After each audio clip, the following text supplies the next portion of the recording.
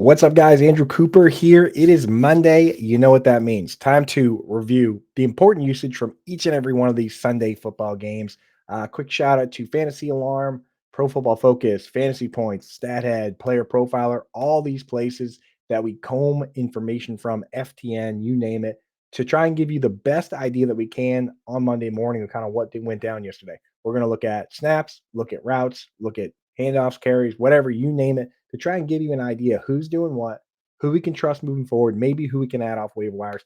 As always, I've combed the data. I'm going to write up the 3 waiver wire articles that are over on Fantasy Alarm. One that's free for everyone, that's your overall top waiver ads, both for now and rest of season. That's going to include yin and yang tight end. Then there's going to be another one that is behind the paywall. That's for the streamers, guys that you can start now, but might not have long term value. Maybe we got guys that are briefly injured, backup running backs, you name it, right? And then, of course, we have the stashes. These are the guys that don't have a lot of value now, but if things go right for them down the stretch, they could be those league winners. Guys like Trey McBride didn't do anything last year until right around now. A guy like rookie Amon-Ra St. Brown didn't break out till like week 11. So always want to have those talented players on our radar. But for this show, we're going to go through and let's hit on every single game from yesterday and give you an idea what popped off. Obviously, the first one was at 9:30 a.m. Eastern time. Jaguars, Patriots. The Jaguars won. Patriots look serviceable. As a Patriots fan, that's what I want to see. I want to see Drake May look decent and the Patriots lose so they can get some offensive linemen in the draft here. Maybe they take the first overall pick and they trade it for some draft picks, but that's fandom talk. Let's talk about fantasy football. Let's talk about usage here. For the Jaguars, you saw Gabe Davis and Brian Thomas as your outside wide receivers playing full snap shares. They ran a good chunk of routes. Gabe Davis has been struggling a bit, but he's still out there. He led the team in snaps with 42. Christian Kirk has kind of been a part-time player here as a slot guy. He hasn't really popped off lately, and his ADOT's not super high. And now that Evan Ingram's back, it really is kind of crowded there for him. So Christian Kirk, not necessarily a guy you could trust. Brian Thomas Jr. has been awesome. He's been one of the best in terms of fantasy points above ADP this year. So Brian Thomas Jr. is locked in. Evan Ingram came out, caught 5 of 5 targets. He was involved early on, caught 2 targets on the first drive. Made me a little nervous when he slipped on the tarp there in the rain. But uh, this game got out of hand and they went away from the pass. But Evan Ingram, tied for the team lead in targets, but it was only 5. Right, the week before they had to throw, he got 10. So Evan Ingram was locked in for us. And then with the running backs, Tank Bigsby led the show with no Travis Etienne. Dennis Johnson kind of the ceremonial first start, but Tank Bigsby took over on the rundowns, got 26 carries. Doug Peterson came out and said that you can't lose your job to injury, which is kind of an old school thing. So he's saying that Travis Etienne is still the starter, but Tank Bigsby, I mean, the way he's been playing, you got to get him in lineups, even when the Etienne is back. On the Patriots side, we saw Kayshon Boutte for the second week in a row. I thought that this could be a situation where, okay, Drake May's been practicing with him for the first game out here. We're going to have him out running a ton of routes because they're familiar, they're comfortable. But Kayshon Boutte led in snaps, 50 of 60. 37 out of 42 routes run. The next highest was Hunter Henry with 35. No other wide receiver ran more than 26. Kendrick Bourne ran 26. The caveat there is that Demario Douglas, I guess, was really sick, and he had a stomach ache to the point where he couldn't even think straight, and essentially had to come out of the game. So Demario Douglas is still the guy to focus on for these pass catchers. Kayshon Boutte is getting the snaps, only got 2 targets. Jalen Polk, again, said he had the best hands in football, dropped a tough one early on. Hunter Henry's been much better since Drake May got in there, scored the touchdown last week.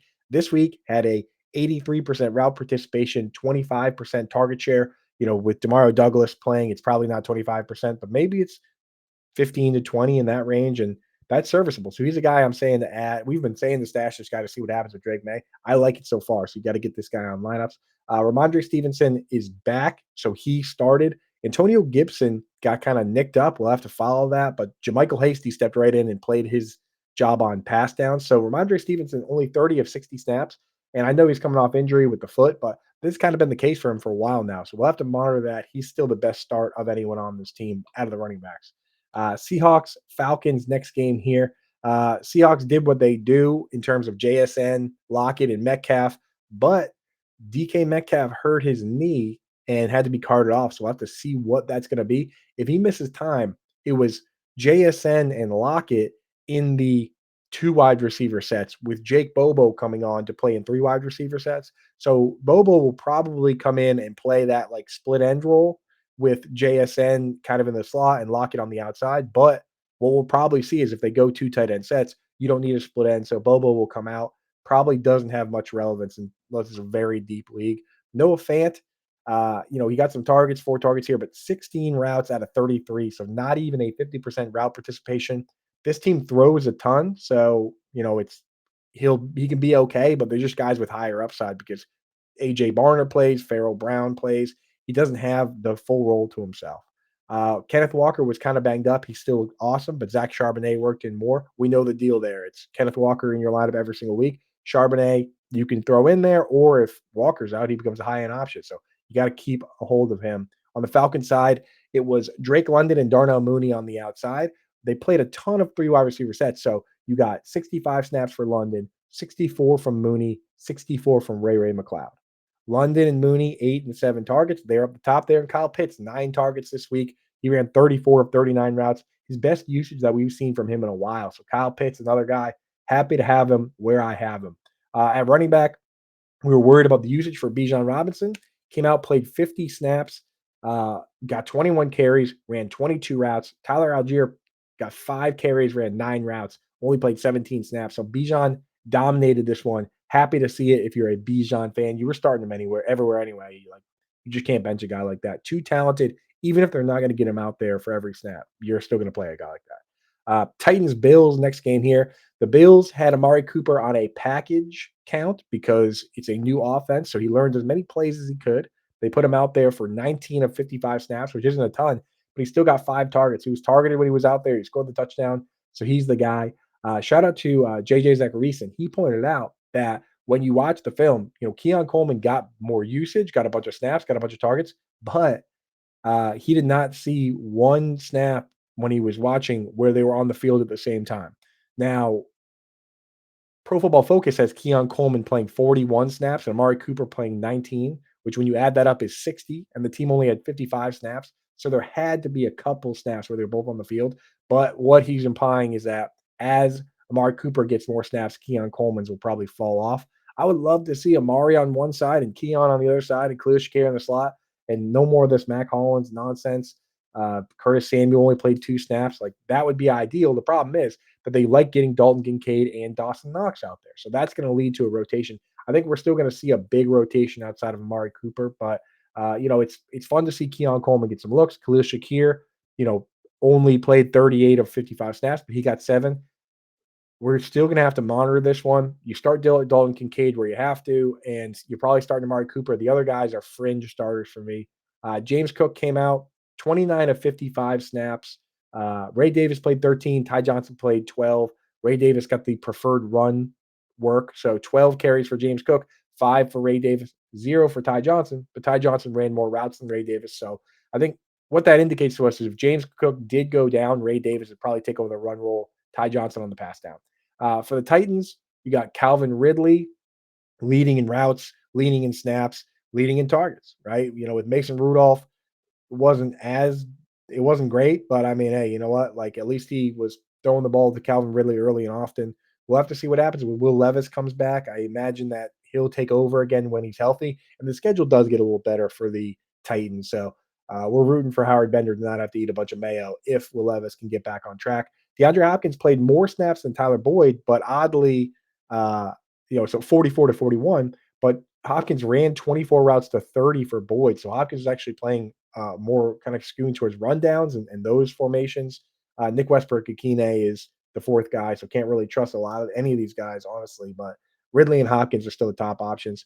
Chig Okonkwo split with Nick Vannett and Josh Wiley. Chig ran 27 routes to 13 for Vannett and 15 for Wiley. So he's still the top pass catcher, even though they all got 4 targets. But 27 of 44 routes isn't really cutting it for us for Chig.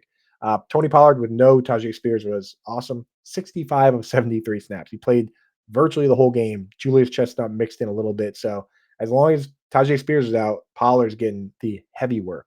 Next game here, Bengals, Browns. On the Bengals side, it was Jamar Chase and T. Higgins.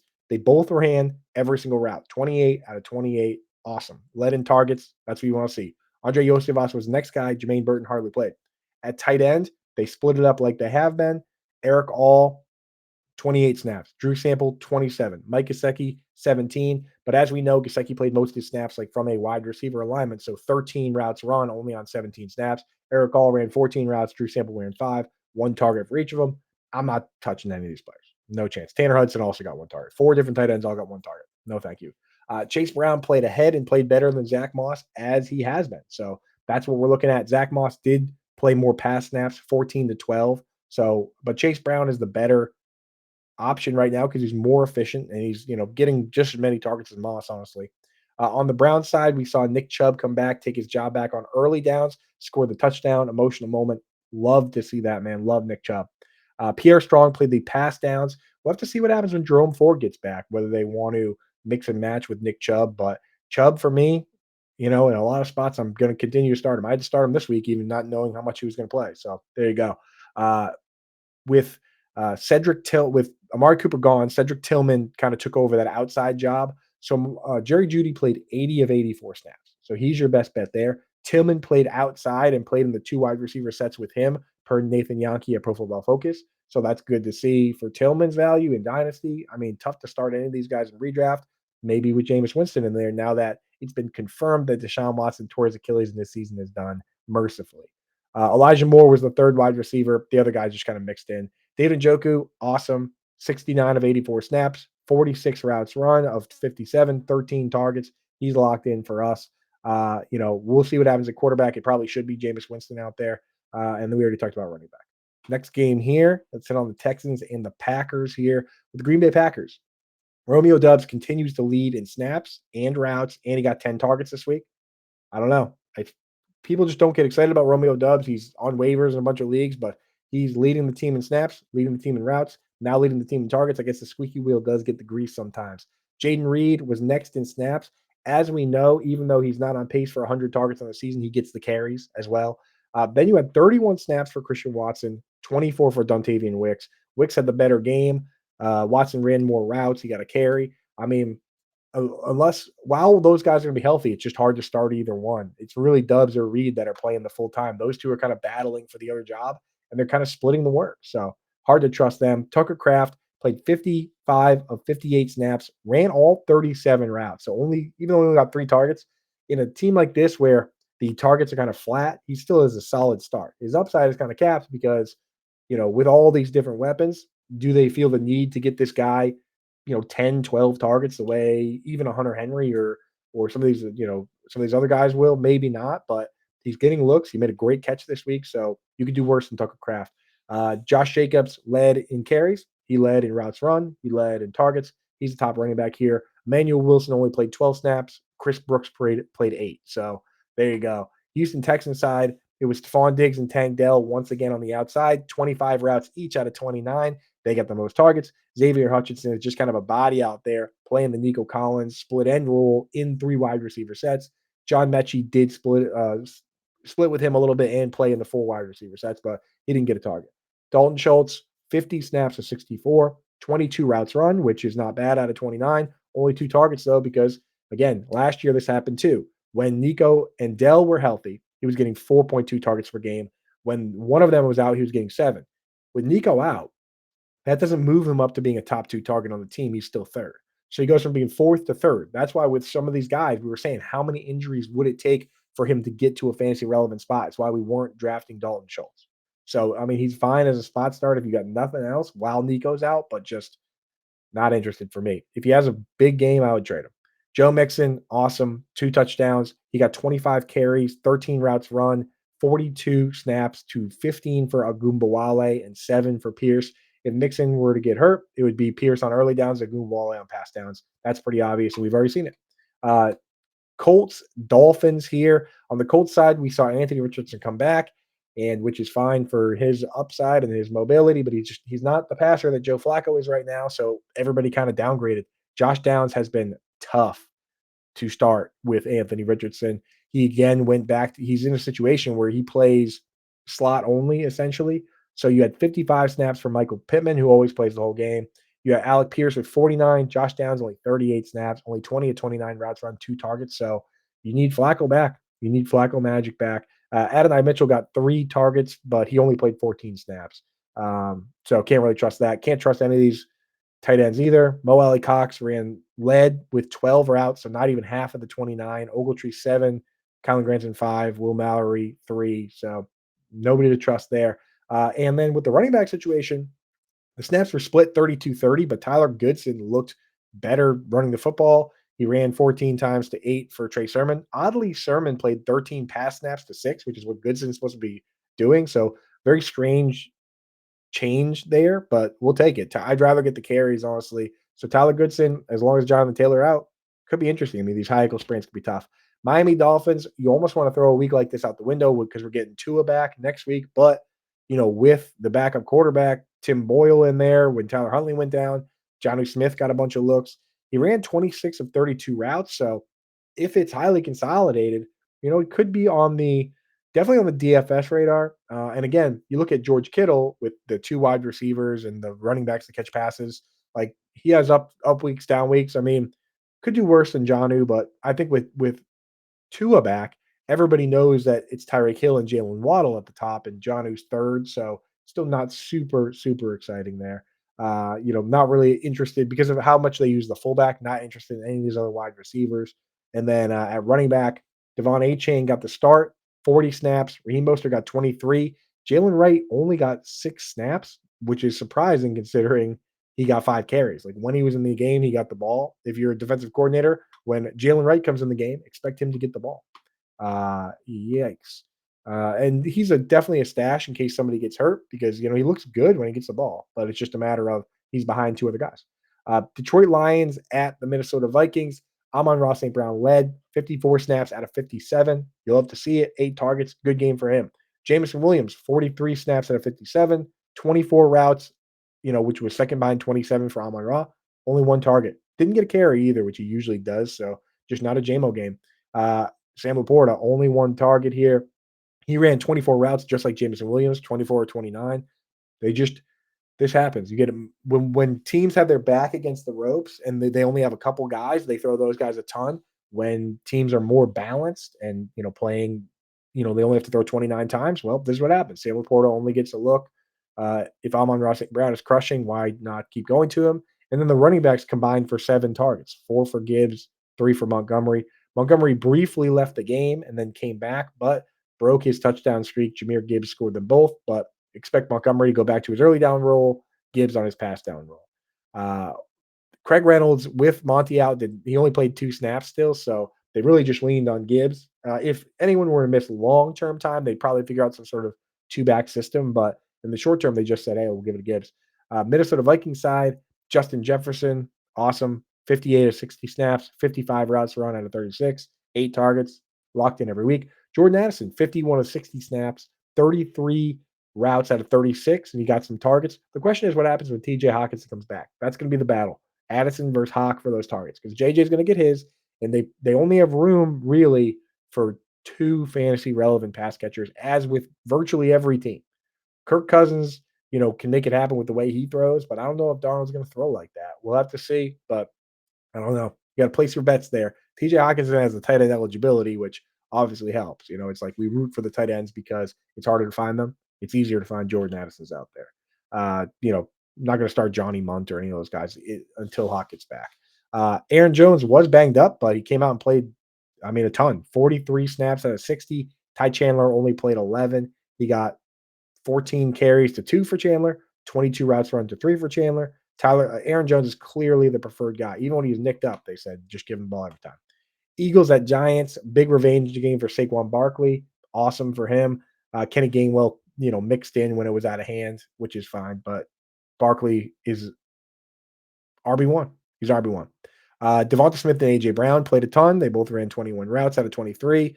Devonta Smith didn't get the targets. It happens every once in a while with him, but you keep throwing him in there because he's got the upside. A.J. Brown, again, there were only 11 combined targets in this game because Jalen Hurts was kind of scrambling. So you had 23 dropbacks, but only 11 of them kind of counted as targets per PFF because, throwaways and scrambles and all that. So, it is what it is. Grant Calcaterra, we told you not to start that guy. I hope you did not. He only had 1 target. Like it's hard to trust Dallas Goedert. Why would you start Grant Calcaterra? Um, Saquon Barkley again, awesome. So there you go. On the Giant side, Malik Neighbors returned, and he and Darius Slayton were the two outside guys with Wandale Robinson in the slot. They ran a lot of 11 personnel. So Wandale got 8 targets, Malik got 8 targets. Darius Slayton went back to being on the back burner. I mean, it was so highly consolidated with the snaps. 58 total available. Slayton played 58, Neighbors 54, Wandale 49. Next highest guy, Jalen Hyatt played 3. So that's what you're doing. Same thing with tight end. Theo Johnson played 52 of 58 snaps, ran 35 of 40 routes. They just didn't get him the ball. Daniel Bellinger got a target, but who cares? So yeah, I can't really trust Theo Johnson, but he's decent dynasty stash. He's a starting tight end for an NFL team. They ended up pulling the starters because it was kind of a blowout. So Drew Lock got in there, whatever. Tyron Tracy played ahead of Devin Singletary. 39 snaps, only 12 for Singletary. Maybe they're easing him back in, but 27 routes run for Tracy to only 6 for Singletary. So he's at least a pass catching back. He got 3 targets. He got 6 carries to 5 for Singletary. I'm willing to start him until that trend changes. We said you got to add these guys, try and catch lightning in a bottle. Rams game, Demarcus Robinson, Tyler Johnson, Tutu Atwell were the guys. I don't know what it was with Jordan Whittington. I'll have to find out. He only played 9 snaps. Not sure if he got banged up or what, but out of 24 pass plays, Demarcus Robinson and Tyler Johnson ran all 24 routes. Tutu Atwell ran 22. Jordan Whittington did not run a route. So his 9 plays were all run plays. Yikes. 9 targets for Atwell, 5 for Tyler Johnson, 3 for Demarcus Robinson. We're hoping Atwell holds his job down when Puka and Cooper Kupp are back because he's been the most fun. He's a high A that guy. He mixes best with that rotation. Colby Parkinson played less than he usually does. He usually plays a ton of snaps, only 15 routes out of 24, 2 targets. So I don't know. Odd for him, but I mean, like he was already kind of a fringe option. And then now, if he's just going to be a part-time guy, I mean, for the end of the game, they threw in Hunter Long and Davis Allen. So, because it was kind of a blowout, but whatever. Kyron Williams looked good, 21 carries. Obviously, that's what you look for. Blake Corum was the backup, 49 snaps for Kyron, 6 for Blake Corum. That's Sean McVay style. Raiders side, the wide receivers with no Devontae Adams were DJ Turner for 75 snaps out of 79, Trey Tucker 75, and then Alex Bachman and Christian Wilkerson rotated after that. Neither were fantasy relevant, but DJ Turner and Trey Tucker each got 7 targets in the carry, so they're on the radar. Brock Bowers got 13 targets. He is awesome, on pace for a ton of catches, on pace to have 100 catches, which would be incredible. Uh, Alexander Madison is the starter here. Before we move on tight ends, Harrison Bryant got nicked up, so they were running a lot of 2 tight end sets before, but John Samuel Schenker is the next guy there. He played a little bit, but I don't know. Maybe they'll abandon that and go with 3 wide receivers instead. Aiden O'Connell apparently broke his thumb, so Gardner Minshew is back. Alexander Madison, 55 of 79 snaps. Amir Abdullah, 13. Zamir White, only 11. So Alexander Madison, all phases right now. If you need a guy to start, like he's just playing ahead of these other guys, and that's the way until we see different. Washington Commanders, Terry McLaurin, Commanders at Panthers. Terry McLaurin led 49 snaps out of 69, 19 routes. Noah Brown played the second most snaps with 42 and ran 17 routes, but Olamide Zacchaeus played 29 snaps and ran 18 routes. So you had 19 for McLaurin, 18 for Zacchaeus, 17 for Brown. But so Zacchaeus was kind of coming out for a lot of the run plays there. He got the targets over Noah Brown. For now, I really don't trust anybody. If I had to pick somebody, it'd be Noah Brown. I think Noah Brown can bounce back, but disappointed to see him not get a lot of looks here. Zach Ertz ran 19 of 18 routes. Ben Sinnott saw his best units. They started mixing him in a little bit. And I swear we saw this with Trey McBride, where he started mixing in a little bit, playing with Zach Ertz for a couple weeks. And then when Zach Ertz went down, he took off. Ben Sinnott is a stash for sure. He finally got some targets. Like he ran some routes. He only ran 7, but 40 snaps for Ertz, 31 for Sinnott, 29 for Bates. It's the first time that Sinnott played ahead of Bates. So, and again, he did a lot more blocking, unfortunately. So it's still just a stash. But if something happens to Ertz, then it could be wheels up. I'm not saying that it is, but something to look at. Austin Eckler got 28 snaps to 26 for Brian Robinson because essentially down the stretch they let the backups play. That's a big reason why Sinnott played. It was kind of a blowout here. But Brian Robinson still started getting the carries. Jeremy McNichols down the stretch got a bunch of carries, whatever. Panthers here. Chuba Hubbard still leads Miles Sanders. So 36 for Chuba, 11 for Sanders. Chuba's still a guy you start every week. They pulled Andy Dalton because it was a blowout. We'll have to see if he's back, but he probably should be. They care about winning, but they're 1-6. So, I mean, might as well just let Bryce Young play, honestly. Xavier Leggett and Deontay Johnson led in snaps and routes. They only threw 22 times, which is kind of crazy considering the circumstances. Jalen Colker was the third wide receiver, but he only played 22 of 43 snaps. So not super interesting there. Outside of Jatavian Sanders, our guy, again, Tommy Tremble was out for the second week in a row, but he got 7 targets last week, 6 this week, caught all 6. Very sure-handed player. We like him in Dynasty. Well, I think he deserves more snaps, but we have to see. So he's still just a stash versus a guy, we were using him in DFS 2 weeks in a row, worked out for us, but still more of a stash than the guy that you're going to start in regular leagues. Next one here, the Chiefs at the 49ers. 2 games left. Chiefs, 49ers, Jets, Steelers, then we're out of here. Chiefs, you had Justin Watson doing his thing, 50 snaps, led the wide receivers, 50 of 69, but he's like a split guard. So, ran 25 routes, only got 1 target. Xavier Worthy ran 26 routes and he got 8 targets. So much better for him. Juju left the game with an injury, did not return. So, if he gets healthy, he's the guy. But for the time being, if he's banged up, then, obviously harder to trust. But I still think he's the guy over, Watson. It's Worthy, Juju, and Travis Kelce. Those are the guys you can trust. And then Noah Gray, maybe a DFS dart throw, only ran 17 to 32 routes, but got 4 targets. They use a lot of 2 tight end sets. They really do. It's a 2 tight end team. Gray is the inline blocking tight end, and Travis Kelce just plays wide receiver. At running back, Kareem Hunt, 22 carries, 17 routes run, leader in both categories. 44 snaps for Hunt, only 15 for Samaje Perine, 13 for Carson Steele. So Kareem Hunt locked in there. So 49ers here. This is where it gets a little dicey. George Kittle, of course, continues to be the man. 58 snaps, 31 routes run. He's locked in. For the wide receivers, Debo was sick and only played 4 snaps. He got sick, kind of like Pop Douglas. That saw and okay, so let's start at the beginning. Juwan Jennings was out. That allowed Ricky Pearsall to step into his role, which is a part-time role because it rotates with Kyle Juszczyk. Okay. So Ricky Pearsall was in the slot role with Ayuk and Debo outside. Debo got sick and left the game, which allowed for Chris Conley to play more snaps. And Chris Conley moved into that outside role. Ricky kind of still stayed in the slot. Then Brandon Ayuk hurt his knee, and they are worried that it might be an ACL. We'll keep an eye on that, but you'll obviously, if you're plugged in on Twitter or anywhere else along with Fantasy Alarm, you're going to hear about it and we'll let you know. But if that's an ACL, then he's out.